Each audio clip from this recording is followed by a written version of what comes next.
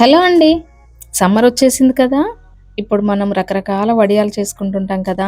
ఈరోజు మాత్రం నేను సగ్గుబియ్యంతో మంచి టేస్టీగా వడియాలు ఎలా పెట్టుకోవాలో చాలా సింపుల్ వేలో చూపిస్తాను చూడండి.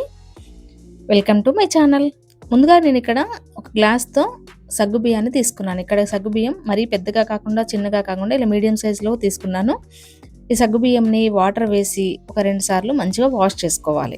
ఇలా వాష్ చేసుకున్న తర్వాత ఇప్పుడు దానిలోకి మళ్ళీ కొద్దిగా వాటర్ వేసి 30-40 మినిట్స్ వరకి వాటిని మంచిగా నానపెట్టుకోవాలి.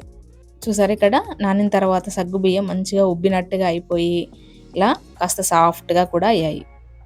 నెక్స్ట్ ఇప్పుడు మనం స్టవ్ వెలిగించుకొని ఒక మందపాటి గిన్నెని స్టవ్ పైన పెట్టుకున్న తర్వాత మనం ఏ గ్లాస్‌తో అయితే సగ్గుబియ్యం తీసుకున్నామో అదే గ్లాస్‌తో 5 గ్లాసెస్ వరకి వాటర్ తీసుకోవాలి. ఇలా వాటర్ బాగా మరుగుతున్నప్పుడు మనం ఇంతకుముందు నానబెట్టుకున్న సగ్గుబియ్యంను దీనిలో యాడ్ చేసుకోవాలి. సగ్గుబియ్యం మనం ముందే నానబెట్టుకున్నాం కాబట్టి అవి ఉడకడానికి బాగా టైం ఏం పట్టదు. సో, ఇలా కలుపుకుంటూ సగ్గుబియ్యాన్ని మంచిగా ఉడికించుకోవాలి. ఇలా 10-15 మినిట్స్ వరకి మనకి సగ్గుబియ్యం అనేది ఉడికిపోయి కొద్దిగా ట్రాన్స్‌పరెంట్‌గా అవుతున్నాయి చూడండి. దీన్ని ఇలానే కలుపుకుంటూ ఉడికించుకోవాలి. ఈ టైంలో దీనిలో కొద్దిగా టేస్ట్ కోసం సాల్ట్, అదేవిధంగా 1 స్పూన్ వరకి జీలకర్ర కూడా వేసి మళ్ళీ ఒకసారి అంతా కలుపుకోవాలి.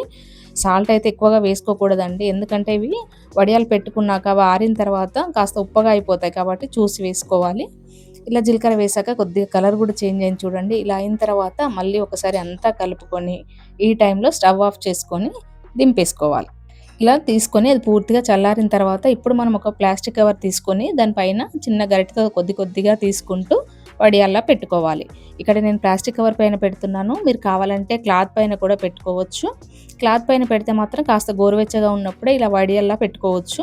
కవర్ పైన కాబట్టి పూర్తిగా చల్లారిన తర్వాతే పెట్టుకోవాలి. ఇలా పెట్టుకొని కొద్దిగా స్ప్రెడ్ చేస్తూ అన్ని వడియాల్లా పెట్టుకోవాలి. చూసారుగా ఇక్కడ అన్నీ కూడా మంచిగా రౌండ్‌గా వడియాల్లా పెట్టుకోవాలి. పెట్టుకున్న తర్వాత వీటిని మార్నింగ్ పెట్టుకొని ఈవినింగ్ వరకు ఎండలో మంచిగా ఆరనివ్వాలి. మనకి ఎండ ఎక్కువగా ఉంటే మార్నింగ్ పెట్టుకుంటే ఈవినింగ్ కల్లా పూర్తిగా డ్రై అయిపోతాయండి. ఇక్కడ నాకు కూడా పూర్తిగా చూడండి ఎలా డ్రై అయ్యాయో. కవర్ పైన కాబట్టి చాలా ఈజీగా వచ్చేస్తాయి ఇవి. క్లాత్ పైన పెడితే కాస్త బ్యాక్ సైడ్ మనం వాటర్‌తో తడిపి మనం ఒక్కొక్క వడియాలను తిప్పి వేసుకోవాలన్నమాట. ఇలా నేను వడియాలన్నీ కూడా తిప్పి పెట్టుకొని 2 డేస్ వరకు మంచిగా ఎండలో ఆరపెట్టుకున్నాను. వడియాలన్నీ కూడా నాకు ఇలా వచ్చేసాయి చూడండి. మంచి ట్రాన్స్‌పరెంట్‌గా చక్కగా వచ్చాయి కదా! ఈ వడియాలను ఇప్పుడు మనం ఒకసారి ఫ్రై చేసుకొని చూద్దాం ఎలా ఉంటాయో.